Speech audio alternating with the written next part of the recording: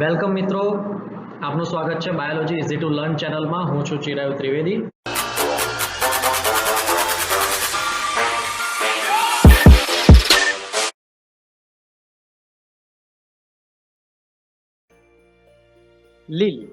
લીલ એટલે કે આલ્ગી.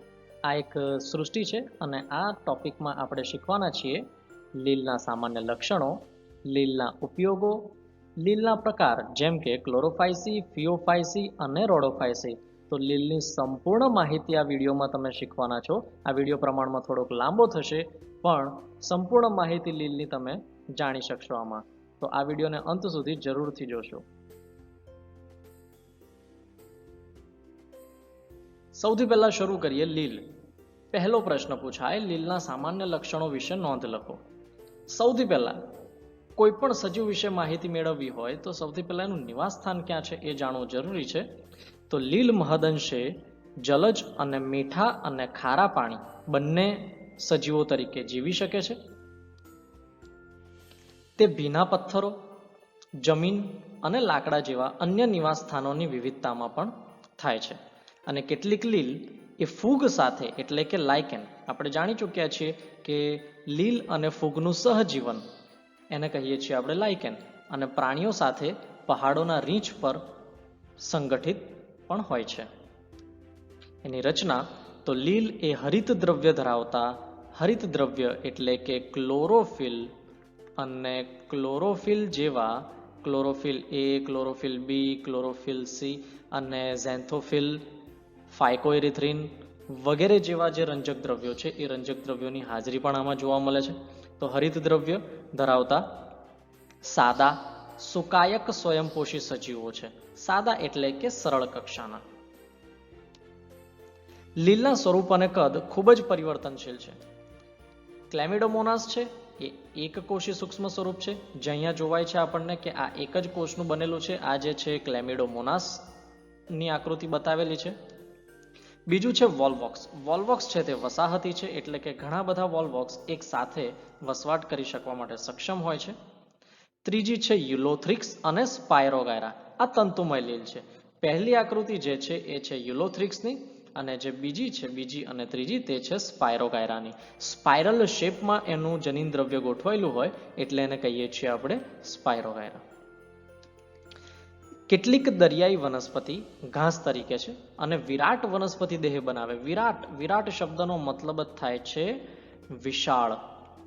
વિશાળ શરીર હોય, મહાકાય શરીર હોય, તો એને કહીએ આપણે વિરાટ વનસ્પતિ દેહ બનાવે છે. ત્યાર પછી એનું પ્રજનન. લીલ એ વાનસ્પતિક પ્રજનન, અલિંગી અને લિંગી દરેક પદ્ધતિ દ્વારા પ્રજનન કરે છે. તો વાનસ્પતિક પ્રજનન એ અવખંડન દ્વારા થાય છે અને દરેક ખંડ એ સુકાયમાં વિકાસ પામે. મિત્રો, અવખંડન દ્વારા એટલે કેવું? એક ઉદાહરણ તરીકે કોઈક એક લીલ છે યુલોથ્રિક્સ, તો યુલોથ્રિક્સને આપણે માનો કે કોઈ એક તંતુ જોઈએ અને એ તંતુ માનો કે વચ્ચેથી તૂટી જાય છે અને બે અલગ અલગ તંતુમાં તે વિભાજિત થઈ જાય છે, તો એ દરેક તંતુ સ્વતંત્ર લીલ તરીકે વર્તી શકવાની ક્ષમતા ધરાવે છે. તો આ ઘટના જે છે એ ઘટનાને કહીએ છીએ આપણે અવખંડન. તો અવખંડનની પ્રક્રિયા જે છે એ વાનસ્પતિક પ્રજનન તરીકે ઓળખાય. અને આ જે બે ભાગમાં વિભાજિત થયા બે ખંડ, એ બંને ખંડો એ સ્વતંત્ર લીલ તરીકે વિકસી શકે છે. ત્યાર પછી છે અલિંગી પ્રજનન. વિવિધ પ્રકારના બીજાણુઓના સર્જન દ્વારા થાય અને દરેક ખંડ સુકાયમાં વિકાસ પામશે. ચલ બીજાણુઓ કશાધારી એટલે કે ચલિત હોય અને નવા છોડમાં તેઓ પરિણમે છે. લિંગી પ્રજનનની ઘટનામાં બે જન્યુઓનું જોડાણ દ્વારા થાય. હવે લિંગી પ્રજનનની ઘટનામાં બે જન્યુ કયા કયા હોય?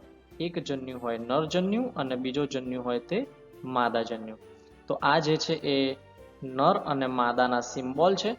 તો નરજન્યુ અને માદાજન્યુ આ બંને જન્યુઓનું જ્યારે જોડાણ થાય, એ જોડાણ થવાથી શું થશે? ફલનની પ્રક્રિયા થાય અને ફલનની પ્રક્રિયાથી જે નિર્માણ થશે તે શું બનશે? યુગ્મનજ બનશે. યુગ્મનજને જ કહીએ આપણે ફલિતાંડ અને ફલિતાંડને જ કહીએ આપણે ઝાયગોટ. બરાબર? તો આ દ્વિકીય યુગ્મનજનું નિર્માણ થાય. તો એ બે જન્યુઓના જોડાણ દ્વારા થાય, એક નરજન્યુ અને બીજો માદાજન્યુ. તો સમજન્યુ પ્રકારનું જે પ્રજનન છે, આ જન્યુઓ કશાધારી અને કદમાં એક સરખા હોય. ઉદાહરણ તરીકે ક્લેમિડોમોનાસ. ક્લેમિડોમોનાસના જે જન્યુઓ છે એ જોવામાં એક સમાન જોવાય છે. એ કશાધારી પણ છે અને આ રીતના બે જન્યુઓ આપણને જોવાય અને આપણે જોઈને ઓળખી ન શકીએ કે કયો નર છે અને કયું માદા છે. એટલે સમ એટલે કે સમાન દેખાતા જન્યુઓ એને કહીએ આપણે સમજન્યુ. ઉદાહરણ તરીકે ક્લેમિડોમોનાસ. તો આ જન્યુઓ કશા વિહીન અચલિત કદમાં એક સરખા, ઉદાહરણ તરીકે સ્પાયરોગાયરામાં પણ હોઈ શકે. હવે જન્યુઓ જે છે એ બીજા કદમાં એક સરખા હોય પણ અચલિત હોય. અહીંયા બે છે, એક ચલિત છે કશાધારી એ ક્લેમિડોમોનાસમાં, અચલિત છે એક સરખા એ સ્પાયરોગાયરામાં પણ હોઈ શકે છે. ત્યાર પછી છે વિષમજન્યુ. વિષમજન્યુ એટલે શું કે જોવામાં એ બંને લક્ષણોથી સ્પષ્ટ થઈ શકે કે કયું નર છે અને કયું માદા છે. એટલે કે જાતિઓમાં કદમાં અસમાન જન્યુઓનું જોડાણ થાય, જેને કહેવામાં આવે છે વિષમજન્યુક પ્રજનન. અંડજન્યુક પ્રજનનમાં બે જન્યુ પૈકી એક મોટા અને અચલિત સ્થાયી માદાજન્યુ અને નાના ચલિત અસ્થાયી નરજન્યુઓના જોડાણથી પ્રજનન થાય છે, જેને અંડજન્યુક પ્રકારનું પ્રજનન કહે છે. અહીંયા મિત્રો શું થાય કે આ ત્રણે ત્રણ સમજન્યુક, વિષમજન્યુક અને અંડજન્યુક એ લિંગી પ્રજનનની પદ્ધતિઓ છે. લિંગી પ્રજનનમાં બે જન્યુનું નિર્માણ થાય. જો બંને જન્યુ સરખા હોય અને ચલિત હોય તો પછી એનું ઉદાહરણ છે ક્લેમિડોમોનાસ. જો કશા વિહીન છે અને અચલિત છે, કદમાં સરખા છે, તો એનું ઉદાહરણ છે સ્પાયરોગાયરા. જો બંને કદમાં અસમાન છે તો તે છે વિષમજન્યુક પ્રજનન. અને અંડજન્યુ શબ્દનો અર્થ થાય છે કે એક કદમાં મોટો જન્યુ જે માદાજન્યુ હોય અને સ્થાયી હોય, બીજો જે છે એ કદમાં નાનો જન્યુ જે કદાચ કશાધારી પણ હોઈ શકે, એટલે કે ચલિત હોય. તો નાનો જન્યુ અને મોટો જન્યુ બંનેનું જ્યારે જોડાણ થાય અને એ જોડાણને આપણે શું કહીએ છીએ? ફલનની ઘટના. અને આ જો જોડાણ થાય તો આ પ્રકારનું પ્રજનન કહેવાય અંડજન્યુક પ્રકારનું પ્રજનન, કે મોટો અચલિત, આ જે છે કેવો છે? મોટો અચલિત છે અને સ્થાયી છે, એક જગ્યાએ સ્થિર રહે છે. બીજો જે છે તે નરજન્યુક છે, એ કદમાં નાના છે અને ચલિત છે એટલે કે અસ્થાયી છે. તો આ બંને જન્યુઓનું જોડાણ થાય તો એને કહીએ આપણે અંડજન્યુક પ્રકારનું પ્રજનન. તો લીલ હરિત દ્રવ્ય ઉપરાંત અન્ય પ્રકાશ સંશ્લેષી રંજક દ્રવ્યો પણ ધરાવે, જેમ કે ઝેન્થોફિલ, ફાયકોસાઇનિન, ફાયકોઇરિથ્રિન અને ફ્યુકોઝેન્થિન રંજક દ્રવ્યોનું વર્ગીકરણ કરવામાં આવે છે. ક્વિઝ નંબર 1, તંતુમય લીલના કોઈ પણ બે ઉદાહરણ આપો. તરત જ જવાબ કોમેન્ટ સેક્શનમાં લખશો.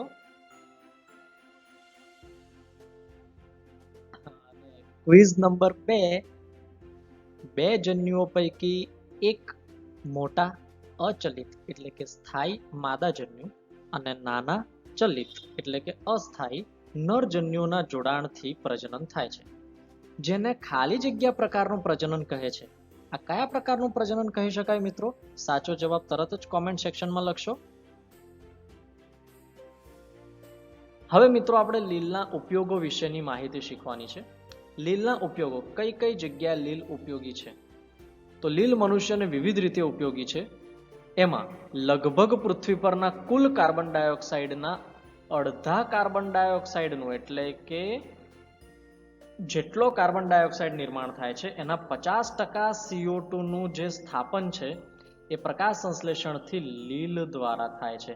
એટલે કે જેટલી પણ વનસ્પતિ છે એ વનસ્પતિમાં સૌથી વધારે જો CO2 નું સ્થાપન થતું હોય તો એ કોના દ્વારા થતું હોય છે? લીલ દ્વારા થાય છે. કઈ ઘટનાથી થાય છે? પ્રકાશ સંશ્લેષણની પ્રક્રિયાથી થાય છે. પ્રકાશ સંશ્લેષણથી તેઓ તેમના ત્વરિત પર્યાવરણમાં દ્રાવ્ય ઓક્સિજનનું પ્રમાણ વધારે છે. આપણે જાણીએ છીએ પ્રકાશ સંશ્લેષણની જે પ્રક્રિયા છે એ પ્રકાશ સંશ્લેષણની પ્રક્રિયા એ સૂર્યપ્રકાશની હાજરીમાં થાય. અને સૂર્યપ્રકાશની હાજરી જે છે એમાં વનસ્પતિ CO2 છે એ CO2 નું સ્થાપન કરશે અને જે ઓક્સિજન છે એ ઓક્સિજનને મુક્ત કરવાનું કામ કરે છે. તેઓ સર્વશ્રેષ્ઠ મહત્વના પ્રાથમિક ઉત્પાદકોના શક્તિસભર સંયોજનો તરીકે છે. એટલે કે પ્રાથમિક ઉત્પાદકો કેમ કહેવામાં આવ્યા? કારણ કે એ લીલ એ આદિ વનસ્પતિ તરીકે આપણે તેને ઓળખીએ છીએ. સાથે સાથે એ 50% કરતાં પણ વધારે કાર્બન ડાયોક્સાઇડનું સ્થાપન કરે છે. એનો મતલબ કે એ ઉત્પાદન પણ પ્રકાશ સંશ્લેષણ દ્વારા જે ખોરાક બનાવવાના શક્તિસભર સંયોજનો છે એ પણ લીલ દ્વારા થતા હોય છે. તે બધા જ જલીય પ્રાણીઓના પોષણ ચક્રના આધાર સ્તંભ સ્વરૂપે હોય. એમાં ઉદાહરણ છે પોર્ફાયરા, લેમિનારિયા, સરગાસમ. પોર્ફાયરા, લેમિનારિયા, સરગાસમ જેવા ખારા પાણીની લગભગ 70 જેટલી જાતિઓ ખોરાક તરીકે ઉપયોગી છે. એટલે કે પોર્ફાયરા, લેમિનારિયા, સરગાસમ. પોર્ફાયરા, લેમિનારિયા, સરગાસમ આ ત્રણ જે છે એ ખારા પાણીની છે અને 70 જેટલી જાતિઓ ખોરાક તરીકે ઉપયોગી છે. અહીંયા નીચેની આકૃતિ આપેલી છે. પહેલી જે છે તે પોર્ફાયરા, બીજી છે લેમિનારિયા, ત્રીજી છે તે સરગાસમ. કેટલીક દરિયાઈ, બદામી અને રાતી એટલે કે લાલ લીલ વધુ માત્રામાં હાઇડ્રોક્લોરાઇડ્સ એટલે કે જલગ્રાહક પદાર્થ ઉત્પન્ન કરે છે. દાખલા તરીકે આલ્જીન. આલ્જીન જે છે એ બદામી લીલ છે. કેરાજીન લાલ લીલ. તો એ વ્યાવસાયિક રીતે ઉપયોગી છે. બદામી લીલ અને લાલ લીલ વધુ પ્રમાણમાં વધુ માત્રામાં હાઇડ્રોક્લોરાઇડ બનાવે છે. હાઇડ્રોક્લોરાઇડ્સ એ જલગ્રાહક પદાર્થ ઉત્પન્ન કરે. દાખલા તરીકે આલ્જીન બદામી લીલ અને કેરાજીન લાલ લીલ. તે વ્યાવસાયિક રીતે ઉપયોગી છે. અગર એ જેલિડિયમ. હવે અગર જે છે ને એ એક એવો ખાદ્ય પદાર્થ છે કે જે બેક્ટેરિયાના ઉછેર એટલે કે સૂક્ષ્મજીવો, કોઈ પણ બેક્ટેરિયા નહીં પણ કોઈ પણ સૂક્ષ્મ જીવાણુઓની વૃદ્ધિ તથા આઈસ્ક્રીમ અને જેલીની બનાવટમાં ઉપયોગી છે. તો એ જે અગર અગર છે એ મળે છે ક્યાંથી? અગર અગર મળે છે આપણને જેલિડિયમ અને ગ્રાસિલારિયામાંથી મળતું એકમાત્ર વ્યવહારિક ઉત્પાદન છે. અને એનું કાર્ય શું છે? સૂક્ષ્મ જીવાણુઓની વૃદ્ધિ અને આઈસ્ક્રીમ તથા જેલીની બનાવટમાં તે ઉપયોગી છે. આ બહુ જ અગત્યનું છે. અગર અગર જે છે એ જેલિડિયમ અને ગ્રાસિલારિયામાંથી મળતું એકમાત્ર વ્યવહારિક ઉત્પાદન જે સૂક્ષ્મ જીવાણુઓની વૃદ્ધિ અને આઈસ્ક્રીમ તથા જેલીની બનાવટમાં ઉપયોગી છે. હવેનો મુદ્દો બહુ જ અગત્યનો છે. ક્લોરેલા અને સ્પાઇરુલિના. અહીંયા છેલ્લે લખેલી છે આ ક્લોરેલા અને આ સ્પાઇરુલિના. તો ક્લોરેલા અને સ્પાઇરુલિના એ કેવી છે? એક કોષી છે, પ્રોટીન સભર લીલ છે. હવે આ અવકાશયાત્રીઓ માટે પૂરક આહાર તરીકે ઉપયોગી છે મિત્રો. એટલે કે અવકાશયાત્રીઓ જે છે એ અવકાશયાત્રીઓ પોતાની સાથે આપણે જે રૂટીનમાં ખોરાક ખાઈએ છીએ એ ખોરાક ત્યાં લઈ જવો શક્ય નથી હોતો. તો તેમના પોષણ માટે તેઓ પૂરક આહાર તરીકે અવકાશયાત્રીઓ ક્લોરેલા અને સ્પાઇરુલિના જેવી લીલનો ઉપયોગ કરે છે જે ખૂબ જ પ્રોટીન સભર લીલ છે.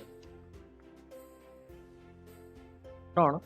પ્રકાશ સંશ્લેષણ દ્વારા લીલ પૃથ્વી પરના કુલ કેટલા ટકા કાર્બન ડાયોક્સાઇડનું શોષણ કરે છે? 10%, 50%, 70% કે 100%? સાચો જવાબ તરત જ કોમેન્ટ સેક્શનમાં લખશો. Quiz number 4. અવકાશયાત્રીઓ પૂરક આહાર તરીકે કઈ પ્રોટીન સભર લીલનો ઉપયોગ કરે છે? તમને આવડે જ છે મિત્રો. અવકાશયાત્રીઓ પૂરક આહાર તરીકે કઈ પ્રોટીન સભર લીલનો ઉપયોગ કરે છે? સાચો જવાબ તરત જ કોમેન્ટ સેક્શનમાં લખો. હવે લીલને મુખ્ય 3 વર્ગોમાં વિભાજિત કરવામાં આવે છે અને એ 3 વર્ગો વિશે આપણે જોઈએ. લીલના પ્રકારોમાં સૌથી પહેલું ક્લોરોફાયસી જે લીલા રંગની લીલ છે. બીજી છે ફિયોફાયસી જે છે બદામી રંગની લીલ અને ત્રીજી છે રોડોફાયસી જે છે લાલ રંગની લીલ અથવા તો રાતી લીલ. તો આ 3 પ્રકારને આપણે હવે વિસ્તારપૂર્વક શીખીએ. સૌથી પહેલા ક્લોરોફાયસી. ક્લોરોફાયસીના સભ્યો સામાન્ય રીતે લીલી લીલ તરીકે ઓળખવામાં આવે છે. એના રચના અને લક્ષણો શું છે? તો તેમનો વનસ્પતિ દેહ એકકોષીય, વસાહતી કે તંતુમય હોઈ શકે છે. તેમનો વનસ્પતિ દેહ એકકોષીય એટલે કે એકકોષીય સજીવ પણ હોય અથવા તો જૂથમાં એટલે કે વસાહતી પણ હોઈ શકે અને તાતણા જેવો તંતુમય પણ હોય. ક્લોરોફિલ એ ક્લોરોફિલ બી જેવા રંજક દ્રવ્યો ધરાવતી હોવાથી ઘાસ જેવી લીલી દેખાય છે. લીલો રંગ છે એની પાછળનું કારણ છે ક્લોરોફિલ એ અને ક્લોરોફિલ બી જેવા રંજક દ્રવ્યોની હાજરી.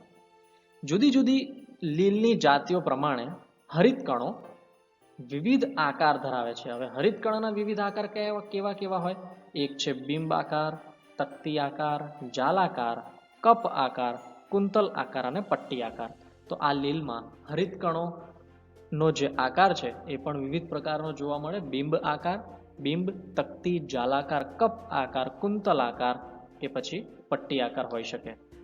ઘણી લીલમાં હરિતકણોમાં સ્થાન પામેલા પ્રોભુજકો. હવે પ્રોભુજકોનું મતલબ શું થાય છે? એ એક પ્રકારના સંગ્રાહક ભાગો છે. હવે સંગ્રાહક શાનો સંગ્રહ કરે? ખોરાકનો સંગ્રહ કરે. જે પ્રોભુજકો છે એ પ્રોભુજકોનું કાર્ય શું છે? ખોરાકનો સંગ્રહ કરવાનો. લીલી લીલની કોષ દિવાલ સખત હોય છે, જેનું અંદરનું આવરણ સેલ્યુલોઝનું અને બહારનું આવરણ પેક્ટોઝનું બનેલું છે. કોષ દિવાલ સખત તો એનું આવરણ સેલ્યુલોઝ અને બહારનું આવરણ પેક્ટોઝનું બનેલું હોય. લીલી લીલમાં સંચિત ખોરાક તરીકે સ્ટાર્ચની હાજરી છે. લીલી લીલ જે છે એમાં સંચિત એટલે કે સંગૃહિત ખોરાક તરીકે સ્ટાર્ચની હાજરી જોવા મળે. લીલી લીલમાં પ્રજનન કેવી રીતે થાય? તો લીલી હરિત લીલમાં વાનસ્પતિક પ્રજનન સામાન્ય રીતે અવખંડન દ્વારા. મિત્રો, આ બધા જ શબ્દોને આપણે શરૂઆતના લક્ષણો જ્યારે શીખ્યા ત્યારે શીખી ચૂક્યા હતા કે સામાન્યતઃ અવખંડન દ્વારા વાનસ્પતિક પ્રજનન, અલિંગી પ્રજનન દ્વારા જુદા જુદા પ્રકારના બીજાણુઓનું નિર્માણ થાય, જેવા કે ચલ બીજાણુ ધાનીમાં ઉદ્ભવતા કશાધારી ચલ બીજાણુઓ દ્વારા અલિંગી પ્રજનન થશે. લિંગી પ્રજનન એ લિંગી કોષોના પ્રકાર તેમજ નિર્માણમાં વિવિધતા દર્શાવે છે, જેમ કે સમજન્યુક, વિષમજન્યુક અને અંડજન્યુક. તો લિંગી પ્રજનન આ ત્રણેય પ્રકારે થશે. સમજન્યુકની અંદર બંને જન્યુઓ સમાન હોય, ચલિત અથવા તો અચલિત. વિષમજન્યુકમાં બંને જાતિ પ્રમાણે કદમાં અસમાન જોવા મળે, જ્યારે અંડજન્યુકમાં મોટા અને સ્થિર એટલે કે સ્થાયી જે બીજાણુ છે અથવા તો જન્યુ છે એ માદા જન્યુ અને નરજન્યુ છે તે નાના અને ચલિત હોય એટલે કે અસ્થાયી હોય. બંનેનું જોડાણ થઈ અને લિંગી પ્રજનનની ઘટના થતી હોય, જેને કહીએ આપણે અંડજન્યુક પ્રકાર.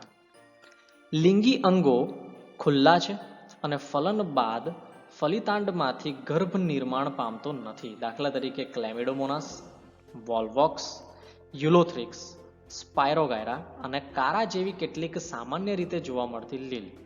તો અહીંયા આપણા પાઠ્યપુસ્તકની અંદર કેટલીક લીલ આપેલી છે. સૌથી પહેલી જે લીલ છે એ છે વોલ્વોક્સ, બીજી છે ક્લેમિડોમોનાસ અને ત્રીજી છે તે કારા. પ્રોભુજકોનું સ્થાન અને કાર્ય જણાવો. પ્રોભુજકો ક્યાં આવેલા છે અને તેઓનું કાર્ય શું છે? સાચો જવાબ તરત જ કોમેન્ટ સેક્શનમાં લખો. નવો લીલનો પ્રકાર ફિયોફાયસી. ફિયોફાયસી લીલને બદામી લીલ તરીકે ઓળખવામાં આવે છે.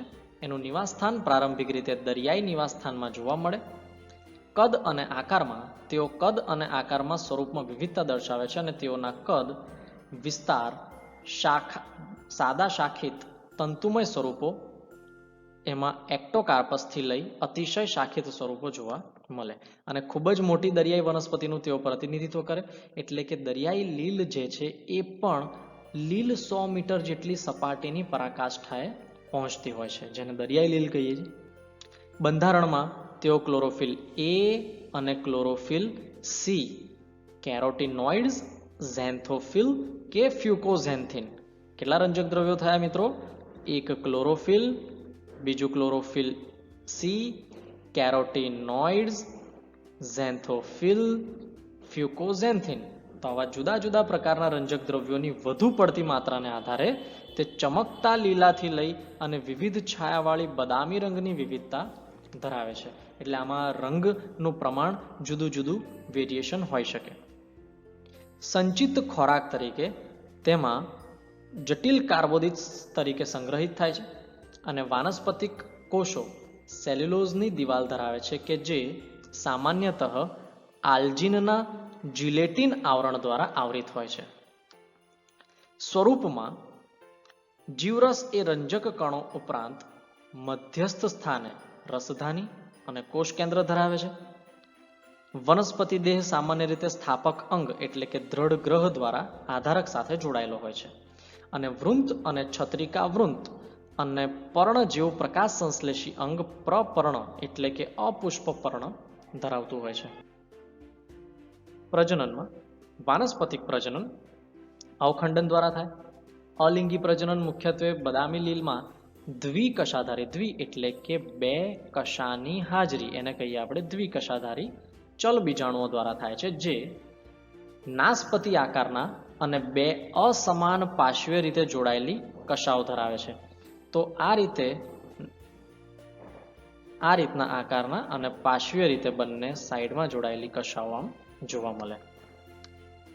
લિંગી પ્રજનન એ સમજન્યુક, વિષમજન્યુક કે પછી અંડજન્યુક હોઈ શકે. સમજન્યુક એટલે કે સમાન કદના જન્યુઓ, વિષમજન્યુક એટલે કે અસમાન કદના જન્યુઓ અને અંડજન્યુક એટલે કે મોટા કદનો માદાજન્યુ જે સ્થાયી હોય, નાના કદનો નરજન્યુ જે અસ્થાયી હોય એટલે કે ચલિત હોય. તો જન્યુઓનું જોડાણ પાણી કે અંડધાની એટલે કે અંડજન્યુક જાતિમાં થાય છે. દાખલા તરીકે એક્ટોકાર્પસ, ડિક્ટિયોટા, લેમિનારિયા, સરગાસમ, ફ્યુક્સ તેમના સામાન્ય સ્વરૂપો છે. તો અહીંયા કેટલીક આકૃતિ આપણી સામે આપેલી છે, જેમાં આપણે અગાઉ ભણ્યા હતા દ્રઢ ગ્રહ એટલે કે જે સ્થાપક અંગ કહીએ. દરેકમાં દ્રઢ ગ્રહ જે સપાટી સાથે જોડાઈ રહે એ અંગને આપણે નામ આપીએ છીએ દ્રઢ ગ્રહ. ત્યાર પછી એની ઉપરની જે વૃંત છે એ વૃંતને છત્રિકા વૃંત કહીએ. ઉપરના ભાગને અપુષ્પ પર્ણ અથવા તો પ્રપર્ણ. આમાં અપુષ્પ પર્ણ, મધ્યશિરા, વાતકોટર પણ હાજર છે અને આ વિસ્તાર છે એને કહીએ આપણે અપુષ્પ પર્ણ એટલે કે પ્રપર્ણ. 6 તમારી સામે 3 આકૃતિ આપેલી છે, એમાં A, B અને C લેબલ લખેલા છે. તો આ A, B અને C શું છે? સાચો જવાબ તરત જ કોમેન્ટ સેક્શનમાં લખશો. નવી લીલમાં રોડોફાઇસી. રોડોફાઇસીના સભ્યો સામાન્ય રીતે લાલ એટલે કે રાતી લીલ તરીકે ઓળખાય છે, કારણ કે તેમાં R-ફાઇકોઇરિથ્રિન રંજક દ્રવ્યની પ્રભાવિતતા હોય. R-ફાઇકોઇરિથ્રિન રંજક દ્રવ્યને કારણે તેનો જે રંગ છે એ રંગ લાલ રંગનો જોવાય છે, એટલે કે રાતી લીલનું પ્રમાણ છે કારણ છે R-ફાઇકોઇરિથ્રિન. તેનું નિવાસ સ્થાન રાતી લીલ મોટા ભાગે દરિયાઈ છે, જે હુંફાળા ખારા પાણીમાં વધુ જોવા મળે અને તેઓ પાણીની સપાટીની નજીક વધુ સારા પ્રકાશિત વિસ્તારમાં અને મહાસાગરોમાં વધુ ઊંડાઈએ કે જ્યાં સાપેક્ષ રીતે ખૂબ જ ઓછો પ્રકાશ પ્રવેશે તેવા વિસ્તારોમાં એમ બંને સ્થાને જોવા મળે. એટલે કે વધારે પ્રકાશિત હોય એ વિસ્તારમાં પણ હોઈ શકે અને જ્યાં પ્રકાશ ખૂબ જ ઓછો પ્રવેશે તે વિસ્તારમાં પણ આ લીલ જોવા મળે. એટલે કે બંને પ્રકારના વિસ્તારમાં, બંને પ્રકારના સ્થાનની અંદર આ રોડોફાઇસી પ્રકારની લાલ લીલ એટલે કે રાતી લીલ આપણને જોવા મળે છે. દેહ રચના તેની મોટા ભાગે સુકાય બહુકોષીય જોવા મળે. તેમાં કેટલીક જટિલ દૈહિક આયોજન ધરાવતી હોય છે. સંચિત ખોરાક તરીકે તેમાં ફ્લોરિડિયન સ્ટાર્ચ તરીકે સંગ્રહિત છે કે જે એમાઇલોપેક્ટિન અને ગ્લાયકોજનના બંધારણને મળતું આવે છે. ખાસ યાદ રાખવાનું છે, આ ખોરાક સંગ્રહ છે જુદા પ્રકારનો છે. રોડોફાઇસીમાં સંચિત ખોરાક ફ્લોરિડિયન સ્ટાર્ચ તરીકે સંગ્રહિત થાય કે જે એમાઇલોપેક્ટિન અને ગ્લાયકોજનના બંધારણને મળતું આવતું હોય છે. રોડોફાઇસીમાં પ્રજનનની પ્રક્રિયા. વાનસ્પતિક પ્રજનન રાતી લીલમાં સામાન્યતઃ અવખંડન દ્વારા વાનસ્પતિક પ્રજનન કરે છે. અલિંગી પ્રજનન તેઓ અચલિત બીજાણુઓ દ્વારા અલિંગી પ્રજનન કરતા હોય છે.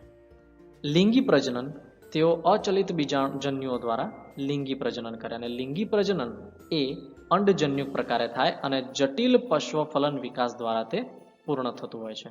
ઉદાહરણ તરીકે પોલિસાયફોનિયા, પોર્ફાયરા, ગ્રાસિલારિયા અને જેલિડિયમ તેના ઉદાહરણો છે. 7 રાતી લીલમાં કયા રંજક દ્રવ્યોની પ્રભાવિતતા હોય છે કે જેના કારણે એ લાલ રંગ આપે છે? સાચો જવાબ તરત જ કોમેન્ટ સેક્શનમાં લખો. લીલના વિભાગો અને તેમની મુખ્ય લાક્ષણિકતાઓ માટેનો એક કોષ્ટક આપેલો છે જે આપણા પાઠ્યપુસ્તક આધારિત છે. તો અગાઉ જે ભણી ચૂક્યા છે તેનું જ થોડા ઘણા પ્રમાણમાં પુનરાવર્તન છે. ક્લોરોફાયસી લીલી લીલ કહેવાય, ફિયોફાયસી બદામી લીલ, રોડોફાયસી રાતી લીલ. ક્લોરોફાયસીમાં મુખ્ય રંજક દ્રવ્યો ક્લોરોફિલ એ અને ક્લોરોફિલ બી છે. ફિયોફાયસીમાં ક્લોરોફિલ એ, ક્લોરોફિલ સી, ફ્યુકોઝેન્થિન, કેરોટીનોઇડ્સ બધા જ હાજર હોય છે. રોડોફાયસીમાં ક્લોરોફિલ એ, ક્લોરોફિલ ડી અને ફાઇકો ઇરિથ્રિનની હાજરી છે. આપણે આગળ શીખ્યા હતા આર ફાઇકો ઇરિથ્રિન. ક્લોરોફાયસીમાં ખોરાકનો સંગ્રહ સ્ટાર્ચ સ્વરૂપે થાય, જ્યારે ફિયોફાયસીમાં મેનિટોલ અને લેમિનારિન સ્વરૂપે થાય છે. મેનિટોલ અને લેમિનારિન આ આપણે આગળ થિયરીમાં પાઠ્યપુસ્તકમાં આપેલ નથી, તો આને ખાસ ખાસ ખાસ ધ્યાન રાખવું કે ફિયોફાયસીમાં ખોરાકનો સંગ્રહ મેનિટોલ અને લેમિનારિન સ્વરૂપે થાય છે, જ્યારે રોડોફાયસીમાં ફ્લોરિડિયન સ્ટાર્ચ સ્વરૂપે થાય છે. ત્યાર પછી ક્લોરોફાયસીમાં કોષ દિવાલ સેલ્યુલોઝની બનેલી, ફિયોફાયસીમાં સેલ્યુલોઝ અને આલ્જિનની બનેલી છે, જ્યારે રોડોફાયસીમાં સેલ્યુલોઝ, પેક્ટિન અને પોલીસલ્ફેટ એસ્ટર. આ માહિતી આગળ આપણને થિયરીમાં મળી નથી, તો આ કોષ્ટકમાંથી રોડોફાયસીનો આ મુદ્દો ખાસ ધ્યાન રાખવો. સેલ્યુલોઝ, પેક્ટિન અને પોલીસલ્ફેટ એસ્ટર. ત્યાર પછી ક્લોરોફાયસી છે, એમાં કશાની સંખ્યા અને પ્રવેશ સ્થિતિ 2 થી 8 કશા સમાન અગ્રસ્થ રીતે ગોઠવાયેલી હોય. આ મુદ્દો આગળ થિયરીમાં નથી આપેલો, તો આને ખાસ ધ્યાન રાખો. ફિયોફાયસીમાં 2 અસમાન પાર્શ્વીય કશાઓની હાજરી, જ્યારે રોડોફાયસીમાં કશાઓ ગેરહાજર હોય છે. ક્લોરોફાયસીમાં નિવાસ સ્થાન મીઠું પાણી, થોડુંક ખારું પાણી, ક્ષારયુક્ત પાણી. ફિયોફાયસીમાં મીઠું પાણી ભાગ્યે જ જોવા મળે, થોડુંક ખારું પાણી અને ક્ષારયુક્ત પાણી. અને રોડોફાયસી છે, એમાં મીઠું પાણી, થોડુંક ખારું પાણી અને ક્ષારયુક્ત પાણી. તો ત્રણેયમાં નિવાસ સ્થાન સમાન જોવા મળે છે. મીઠું પાણી, થોડુંક ખારું પાણી, ક્ષારયુક્ત પાણી દરેકની અંદર લખી શકાય. Quiz number 8. ફિયોફાયસીમાં ખોરાક સંગ્રહ કયા સ્વરૂપે થાય છે? સાચો જવાબ તરત જ કોમેન્ટ સેક્શનમાં લખશો. 9 નંબરની ક્વિઝ નંબર 9. રાતી લીલમાં કોષ દિવાલ શેની બનેલી હોય છે?